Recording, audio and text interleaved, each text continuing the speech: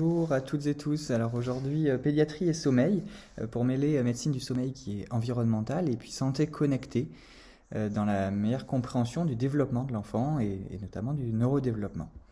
Là, j'ai pas de lien d'intérêt. Alors déjà, un premier contexte, c'est un contexte de l'épidémiologie française puisque de nombreuses bases de données existent prenant en compte différentes classes d'âge et évaluant ces classes d'âge sur une plus ou moins longue durée. Et donc on voit, comme sur le site de la SFRMS, que certains articles utilisent ces bases de données et permettent de montrer les spécificités locales ou régionales françaises des relations entre pédiatrie, sommeil, facteurs contextuels, cognition. Et c'est c'est dans cette ligne d'articles que je vais vous présenter les quelques diapositives suivantes.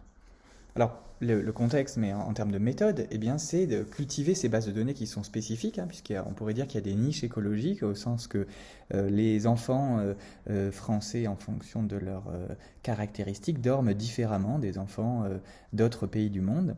Et ça va donc nécessiter de prendre en compte l'environnement. Alors, c'est différent de la santé du sommeil, l'environnement, puisque une médecine du sommeil environnementale est une médecine du sommeil qui prend en compte les troubles et les relations aux facteurs environnementaux dans l'impact que ces facteurs ont sur les troubles du sommeil. C'est différent de la santé du sommeil qui, à l'image de la santé mentale, s'occupe du bien-être et qui s'occupe de manière générale de la santé du sommeil au-delà des troubles du sommeil. Ça nécessite de s'interroger sur une médecine du sommeil qui est culturelle et sur le développement de l'enfant cognitif, neurocognitif, puisque par définition l'enfant est un être en développement, en prenant en compte la santé connectée, les données massives ou big data, des méthodes statistiques particulières qu'on va voir par la suite, et tout cela dans une optique de médecine du sommeil de précision. Là, en termes de présentation, je pars de trois articles de 2022 qui ont été particulièrement importants. Et à partir de ces trois articles, la question principale est de montrer quels sont les effets du sommeil sur le développement de l'enfant et l'adolescent. Donc, quel est le sommeil chez l'enfant et l'adolescent, et notamment la durée de sommeil, comme on le voit dans le premier article. Ensuite, quel est son impact sur la neurocognition, donc dans le deuxième article du Lancet. Et puis, plus particulièrement, un des troubles neurocognitifs, le TDAH, le trouble déficit d'attention avec ou sans hyperactivité, eh bien, on va voir les relations bidirectionnelles entre TDAH et sommeil. Alors, le premier article s'interroge sur les disparités de sommeil en fonction de différentes caractéristiques sociodémographiques, montrant notamment que le temps de sommeil total est diminué. Il est notamment recommandé par l'Académie américaine de médecine du sommeil de 9 heures pour les enfants de 6 à 12 ans. Et on va voir qu'en fait, aucune étude robuste n'a vraiment évalué ce temps de sommeil et encore moins les facteurs l'influençant.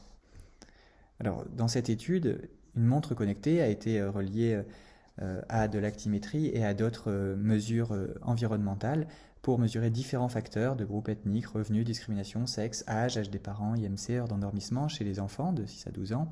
Et on voit que le temps de sommeil est diminué de 7h45 avec des prédicteurs importants, avec notamment l'ethnie. En fonction de l'ethnie, indépendamment des revenus, on a une baisse de 34 minutes du temps de sommeil, mais aussi en fonction des revenus, du sexe de l'enfant, de l'âge et de l'IMC, comme on le voit sur la courbe.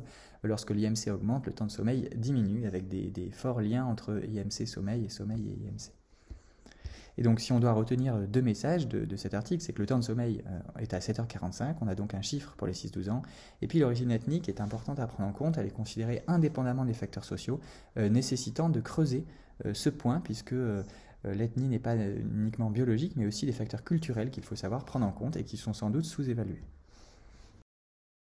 Alors, trois enjeux au-delà de cet article. Eh bien, la santé connectée, on utilise un bracelet intelligent, Fitbit, qui permet notamment une différence objective entre heure de coucher et endormissement. Deuxièmement, une médecine du sommeil qu'on pourrait dire environnementale, prend en compte les troubles du sommeil et les facteurs environnementaux à différents cercles très restreints du couchage, du voisinage un peu plus large, voire des smart cities comme les villes connectées, la pollution, l'environnement et notamment lumineux. Et puis une médecine du sommeil culturelle avec cette notion d'ethnie dont je viens de parler.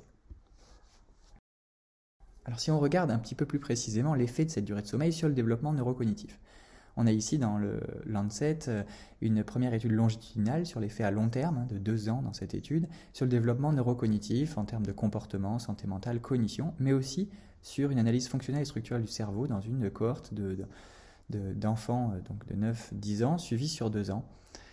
Et on a séparé en deux groupes en fonction des 9 heures de temps de sommeil et a parié sur 11 covariables.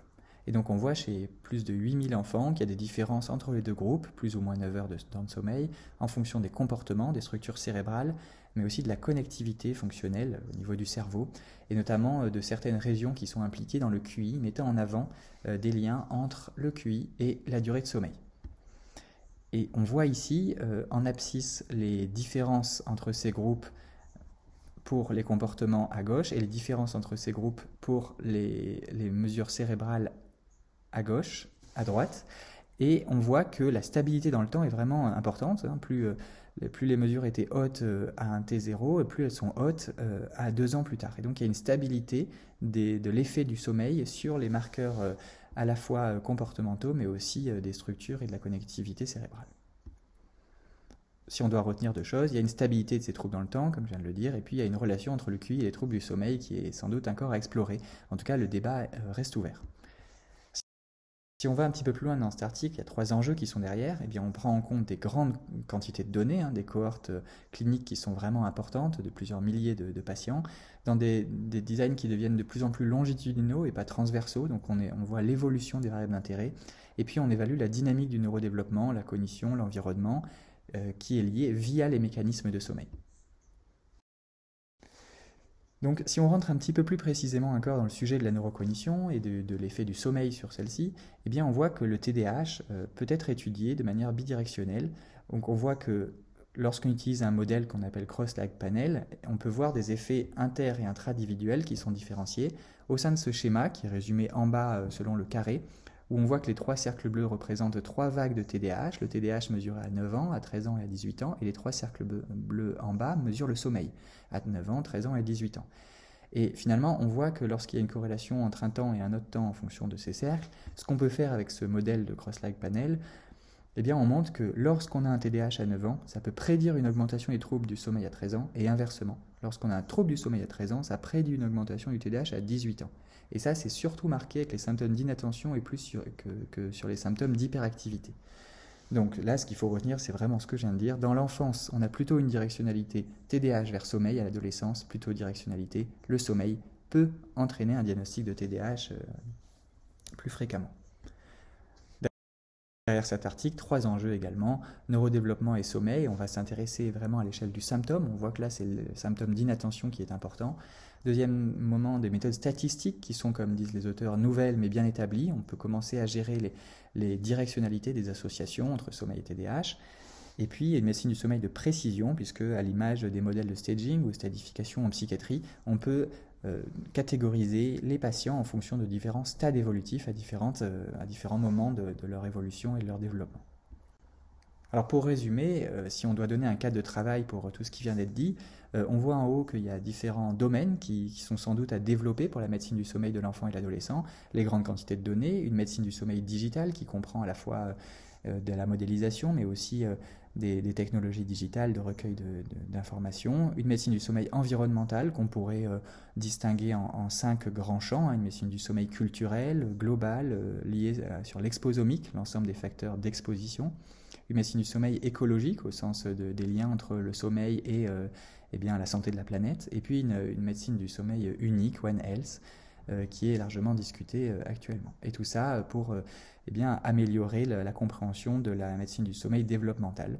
Et on voit que cela nécessite l'interaction entre différentes communautés, comme on voit en bas, des scientifiques, des ingénieurs, des cliniciens, qui doivent travailler de concert pour notamment permettre ces développements connexes. Voilà, merci pour votre attention.